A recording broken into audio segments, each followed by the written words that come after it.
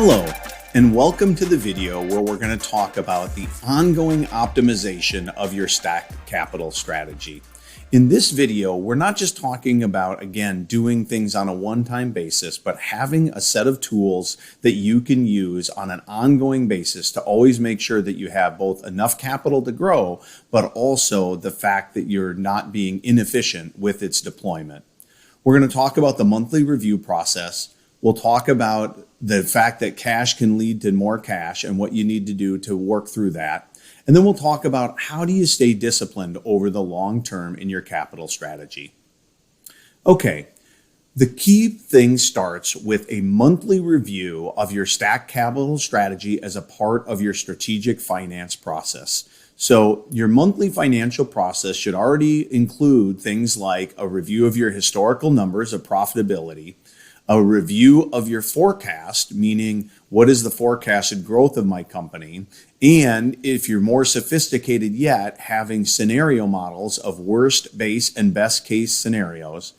All of that funneling down into how much cash do I need in order to grow, which you're then defining.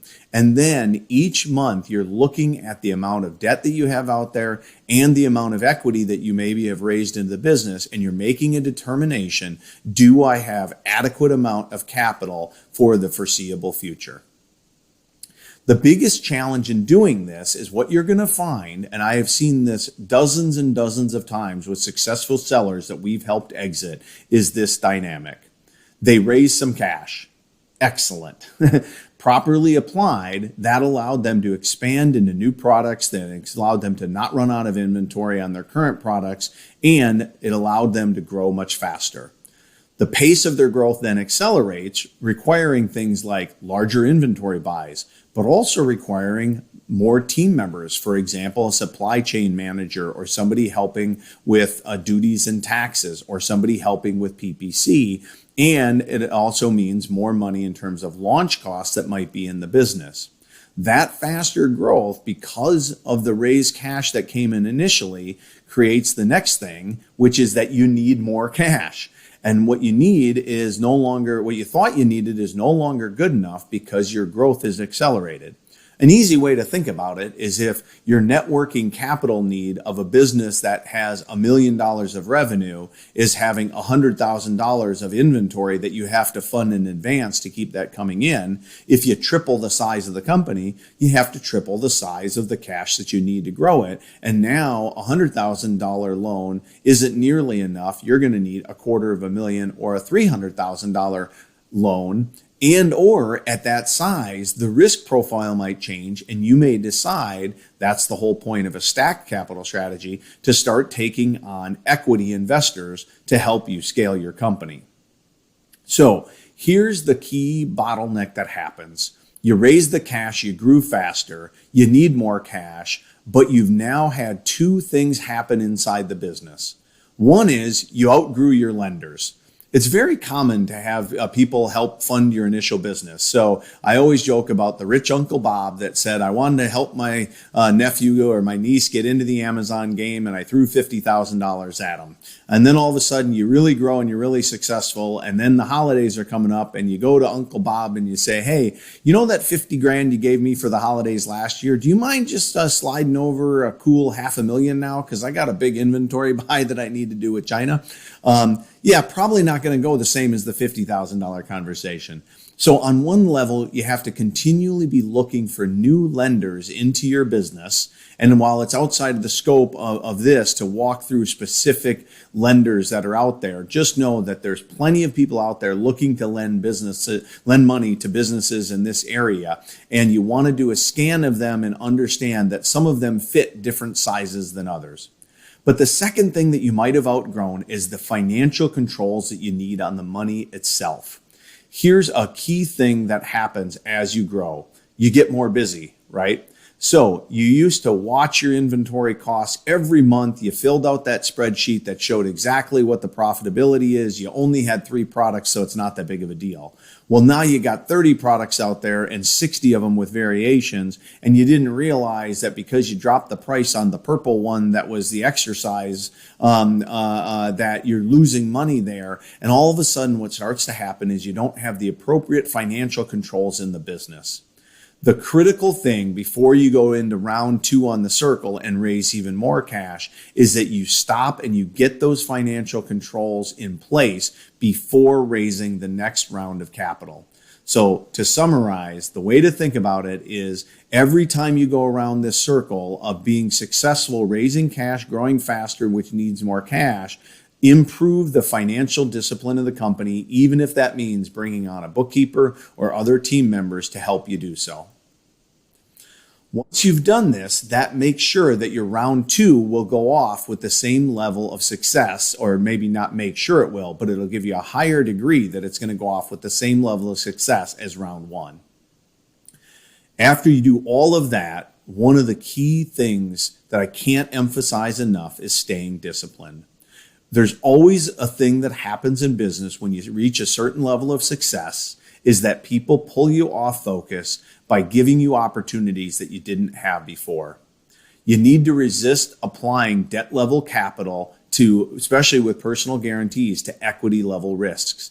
Once you've released your first 5 products and they're $20 products, you're going to be like, wow, I've got this down. Why don't I get into a $100 product and I'm just going to go out and I'm going to borrow $500,000 because I know that it's going to be a winner. You have to stay disciplined to not putting yourself at that level of risk. And as you get bigger, as mentioned, you got to have these financial controls in place to manage the cash coming in. And you need to stay disciplined to raising the amount of money you need plus a cushion before you need it.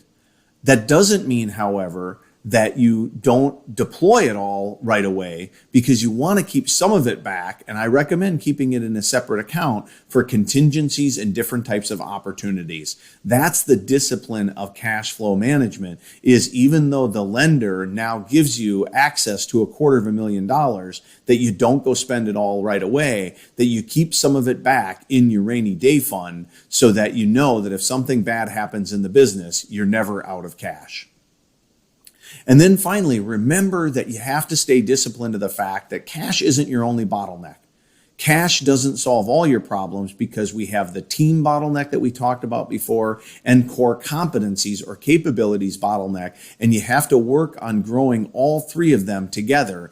Otherwise, your cash will outrun your ability to utilize it. So, for some closing thoughts. Accounting leads to forecasting, which means your history leads to your past, which leads to strategic finance, which then leads to taking action on the financial aspect of your business, which is called corporate development. See the progression of how these things work together and how they build upon each other. Second, realize everybody needs a capitalization strategy.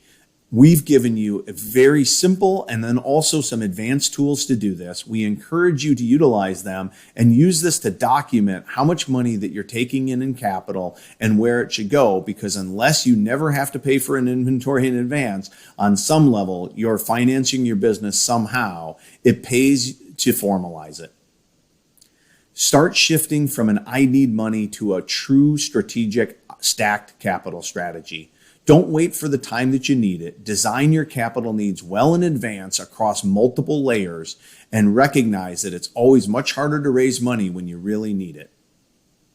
And then finally, corporate development. Why I'm so excited to talk about this topic day in and day out is it is truly the power of working on the business, not just operationally inside it.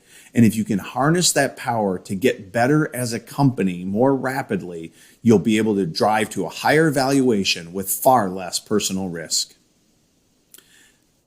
Many sellers spend months and months and years focusing 80% of their time learning all of the things that they do need to learn, such as launches, reviews and ranking, and PPC strategy. However, they're forgetting the fact that more than 50% of their value is going to come from understanding a whole new set of things, such as how to properly capitalize your business, how to then appropriately scale the team and the capabilities in the business, and how to ultimately drive it toward a premium exit. Don't make that mistake and start to focus and document advanced capital strategy as a key part of your corporate development program. Finally, having sufficient capitalization will be the basis to support your growth plans. And growth plans are essential to getting a premium valuation for the business. So rather than having a mismanaged capital strategy that can result in major issues, take the time to put the procedures in place to implement a growth capital strategy for the long term. Thank you.